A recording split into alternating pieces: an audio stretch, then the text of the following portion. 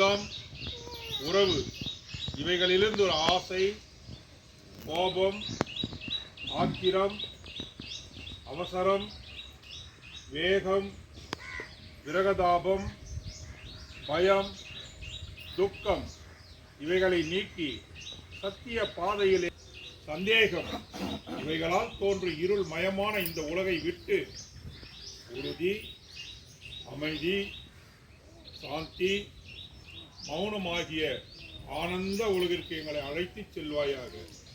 யம பயத்தை போக்கி, அதாவது இன்னொரு கர்ப்பத்தை நாங்கள் அடையாமல் காலாகாலம் கடந்த அந்த ஒன்றாக எங்களை ஆக்குவாயாக.